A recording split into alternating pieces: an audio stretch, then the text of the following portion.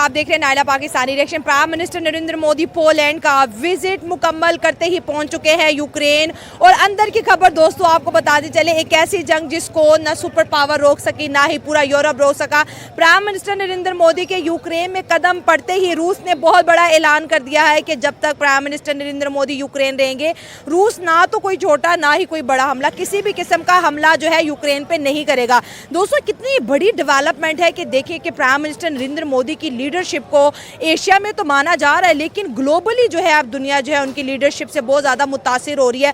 और ये दौरा क्या वाकई रशिया और यूक्रेन की जो है वॉर को जो है ख़त्म कर देगा, क्योंकि इनके साथ मौजूद हैं डॉक्टर एस जयशंकर, इसके साथ साथ अजीत डोवाल, दो बहुत ही बड़ी personality prime minister Narendra Modi के साथ यूक्रेन में मौजूद है। और इसके साथ साथ और भी बड़े मज़े के सवाल है जो हम आवाम से पूछेंगे। हमारे साथ जुड़े रहिए। जिन फ्रेंड ने अभी तक चैनल सब्सक्राइब नहीं किया, चैनल को सब्सक्राइब करें, वीडियो को लाइक करें, इंस्टाग्राम में ना बिफोर फॉलो। बात होती है आपकी लीडरशिप की, ठीक है। जब भी हम बात करते हैं लीडरशिप में, देखिए इंडिया इस टाइम पे आपके लिए एक प्रोग्रेस्ड कंट्री के तौर पे उभर है, जिसको हम डेवलप्ड कंट्रीज कहते हैं। सही है तो जो हर उनकी इनोवेशन देखें आप किसी भी पर्सपेक्टिव में, तो इंडिया हर मैदान के अंदर जो है वो अपनी डेवलपमेंट को और अपने आप को ये परफॉर्मेंस दिखा रहा है, और जिसके पीछे क्रेडिट जो है वो अनडाउटेडली जो है वो नरेंद्र मोदी को जाता है। और इंडियन जो उनकी पॉपुलेशन है वो भी मोदी के ऊपर फख्र करती है। अगर हम बात करें, अब छोटी सी है, इसी के रिलेटेड ही है कि इंडियन करेंसी जो है वो 20 कंट्रीज के अंदर चल रही है।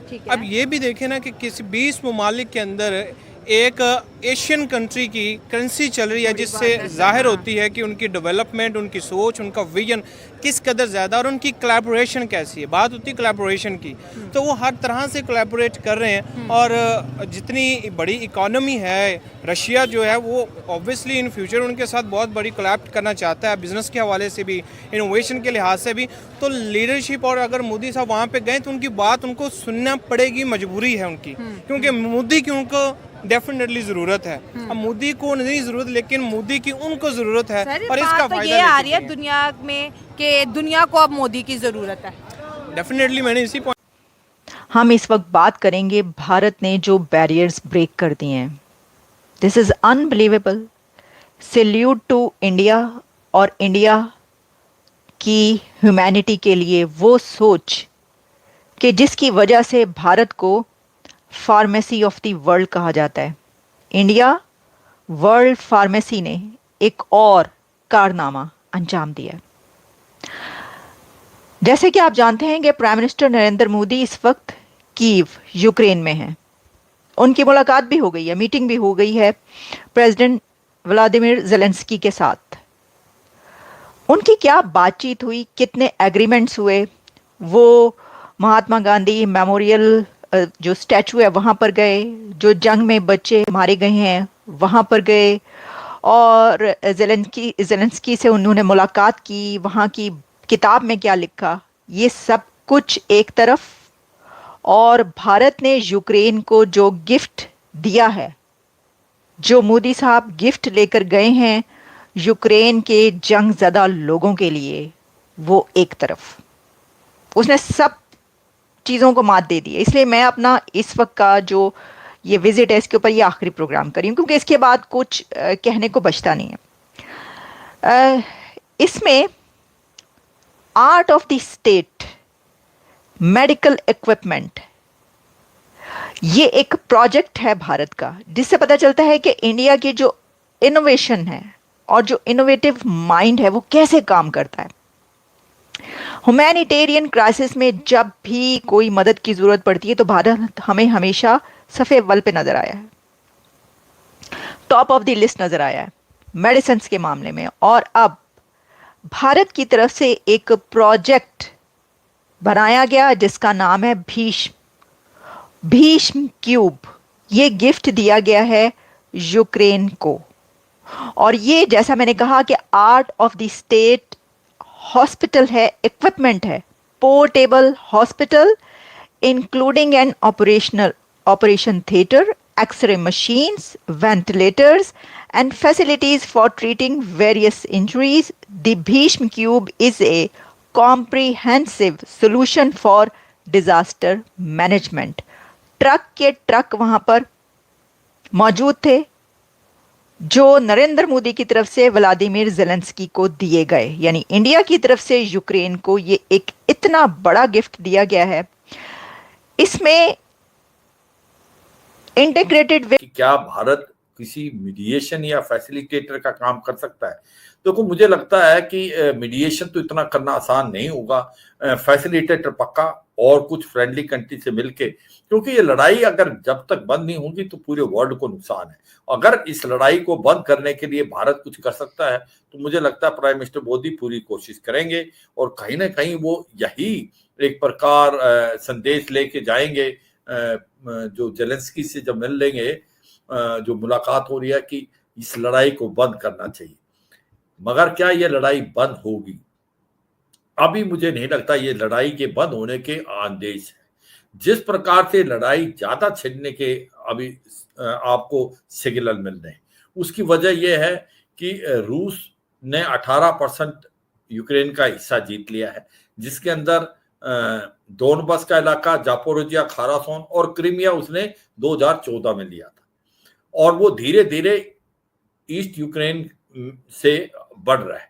मगर जो कार्रवाई यूक्रेन ने अभी की है 10-12 दिन के अंदर, वो एक आश्चर्य करगा, सरप्राइज करगा रूस को भी और अमेरिका को भी और बाकी को। किसी ने ये नहीं सोचा था कि जो यूक्रेन है वो ऐसा सरप्राइज अटैक कर सकता है रूस पे, और जो उसने कुर्स्क का एरिया 18 किलोमीटर अंदर चला गया, 1200 किलोमीटर का इलाका उसने कब्जा कर लिया, 80 के करीब उसमें गांव हैं, और सेम रिवर जो कनेक्ट करती है मेन, जहां से लॉजिस्टिक आएंगे, रीएनफोर्समेंट आ सकती है रूस की कुर्स्क एरिया, उसको भी डिस्ट्रॉय कर दिया। तो मुझे लगता है कि अब तो लड़ाई बढ़ने का ज्यादा अंदेशा लग रहा है रुकने में। मगर ये सच्चाई है, भारत के प्रधानमंत्री बड़े सच्चे मन से गए हैं और वो चाहेंगे कि ये लड़ाई बंद हो। अगर इसका फैसिलिटेटर का काम हो सकता है तो पक्का वो कार्रवाई करेंगे, और ये दिखाने की कोशिश करेंगे, जैसे उसने पुतिन को बताया था this is not an era war. यही मुझे लगता है जेलेंस्की को भी यही नसीहत देंगे कि ये लड़ाई बंद होनी चाहिए, क्योंकि इसके लिए पूरी मानवता, पूरी ह्यूमैनिटी का के एक प्रकार से आपको प्रेशर में है आज। बिल्कुल ऐसा है सर। लेकिन सर, अगर बड़ी कंट्रीज इसमें हिस्सा लें, खासतौर पे अमेरिका, तो ये इस वॉर को रुकवाने के लिए तो क्यों नहीं वो हिस्सा लेते? वैसे तो आपने जैसे कहा कि पूरी दुनिया को इससे फर्क पड़ रहा है, पूरी दुनिया को नुकसान हो रहा है, तो क्या जो पावरफुल कंट्रीज हैं भारत के अलावा, क्या वो ये बात नहीं समझ रहे? देखो, सच्चाई यह है कि कहीं ना कहीं अमेरिका का जो इसमें रोल रहा है वो काफी नेगेटिव रहा है। कि ये भी सच्चाई है कि सबको पता है ये रशिया वर्सेस यूक्रेन नहीं है लड़ाई, ये रशिया वर्सेस नेटो है, और नेटो जो है हथियार दे रहा है यूक्रेन को, इसमें कोई शक नहीं। अब जो अमेरिका है उसका जो इंडस्ट्रियल मिलिट्री कॉम्प्लेक्स है उसके हथियार बिक रहे हैं, सबसे ज्यादा फायदा तो अमेरिका को हो रहा है। अमेरिका के हथियार बिकते जा रहे हैं, और ये लड़ाई जितनी ज्यादा लंबी चल रही है उसकी जो इंडस्ट्रीज हैं जो कि हथियार बनाती है अमेरिका में, उनकी जो प्रॉफिट है वो 10 से 15 गुना हो गया। तो ये सच्चाई है कि कहीं ना कहीं अमेरिका का जो है वो रोल कुछ खास पॉजिटिव नहीं लगता इस लड़ाई में, क्योंकि अगर किसी देश का कोई फायदा हुआ है इस लड़ाई से तो रशिया की जो मिलिट्री इंडस्ट्रियल कॉम्प्लेक्स है उसको बहुत फायदा हुआ है। तो ये कहना जो आप इशारा करें आरजू की वो क्यों नहीं करते, वो दिखा तो रहे हैं कि वो लड़ाई बंद कराना चाहते हैं, मगर जिस हिसाब से उनकी इंडस्ट्रियल। बात करना चाहूँगा कि जो पाकिस्तान में फॉरेन पॉलिसी है वो चेंज करनी चाहिए। फॉरेन पॉलिसी अगर चेंज होती है तो बहुत से मसाइल जो हैं वो हल हो सकते हैं जी। जैसे इमरान खान का नज़रिया था कि फॉरेन पॉलिसी जो है वो एक अच्छे मुल्क की तरफ ले सकती है, और स्टेप बाय स्टेप हम जो है ना ग्रेजुअली चीज़ों को चेंज कर सकते हैं। जी। तो इसमें मैं देखता हूँ सिर्फ इंडिया स्पेसिफिकली नहीं है, जितने स्टेट्स हैं, जितनी और कंट्रीज़ हैं, उनके साथ एक फॉरेन पॉलिसी जो है वो इस चीज़ की तरफ इशारा करती है कि हमें मुल्क को अच्छे तरीके की तरफ ले जाना चाहिए और तरक्की की तरफ लेके जाना चाहिए। और ट्रेडिंग का अगर इशू किया जाए, आप बात कर रहे थे पहले कि इंडिया के साथ जो ट्रेड है वो स्टॉप्ड है, क्योंकि बहुत से ऐसे मसाइल हैं जैसे कश्मीर है, और इसके अलावा भी काफ़ी मसाइल हैं जो इंडिया के साथ हमारे लगते रहते हैं। तो इस बिना पर अगर देखा जाए तो इंडिया बहुत आगे जा चुका है, IT के लिहाज से बहुत आगे जा चुका है, ट्रेड के लिहाज से बहुत आगे जा चुका है, जितनी भी इंडस्ट्रीज हैं इंडिया की वो आगे जा चुकी हैं। तो ये वजह बनी है, क्योंकि हमें फॉरेन पॉलिसी की तरफ तवज्जो देनी चाहिए, और आज़ाद फॉरेन पॉलिसी जो है, फ्रीली फॉरेन पॉलिसी वो अपनानी चाहिए, ताकि जो भी मामलात हैं वो सॉर्ट आउट हो चुके हैं। सर ये जो ट्रेन है ना जिससे वो पहुंचे हैं भाई, बहुत ही कमाल की ट्रेन है, मैं आपको क्या ही बताऊं। ओए होए, आप बस इसका ट्रेवल कर लें तो आप तो फना हो जाएं। वो एक फिल्म है ना इंडिया की, फना, उसी तरीके से आप उसके जो गाने और जबरदस्त उसके अंदर सीनरी दिखाई गई थी ना, वैसे ही फना हो जाएं आप, अगर आप फोर्स वन में ट्रेवल कर लें। और ये जो ट्रेन है ये 8 to 10 आवर्स है इसकी ड्राइव, या ठीक है ना सफर, ट्रेवल। और मोदी साहब जो हैं वो जब, ये देखिए ना, मैं आपको बताती हूँ, दिखाती हूँ, ये देखिए अंदर से, वाह वाह, ये देख रहे हैं आप। और मोदी साहब ये उतरे हैं यहाँ पर, अच्छा सॉरी, ये तो जनाब ये भी ट्रेवल कर चुकी हैं यहाँ पर, जॉर्जिया मेलोनी। एक ही बात है, मैंने कहा मोदी साहब या जॉर्जिया मेलोनी, लेकिन ये जो है ये भी ट्रेवल कर चुकी हैं इसके पर। लेकिन मोदी साहब जो पहुंचे हैं वहां पर, ये देखें जी, ये देखिए आप मोदी साहब को कैसे उन्होंने वेलकम किया। वहां पर पहुंचती उन्होंने हाथ जोड़ दिए। सर वो हाथ जोड़ना अपना नहीं छोड़ेंगे, मैं आपको बता रही हूँ किस तरफ से, इस तरफ से हाथ जोड़ना नहीं छोड़ते वो ये उनका रूटीन है। अच्छा, फिर ये देखें आप, ये जनाब ये इस ट्रेन से उतरे, ठीक है, और उनको लेने के लिए देखें कितनी प्यारी खातून पहुंची हैं और लोग भी बाकी। और ये आप देख रहे हैं, ठीक है जनाब, ये देख लें आप, ये देखें कैसे जबरदस्त पिक्चर आप, ये ट्रेन से उतरे हैं और उनका सफर कैसा रहा मैं आपको भी बताती हूँ। आप जरा 1 मिनट वेट, बल्कि 1 सेकंड में वेट कर लें। ये सर ये जो है ना सफर, बहुत ही कमाल का होता है। देखिए एक तो ये बात है कि ये जो ट्रेन है ना फोर्स वन, इसमें काफी बड़ी बड़ी दुनिया की पर्सनालिटीज ट्रेवल कर चुकी हैं।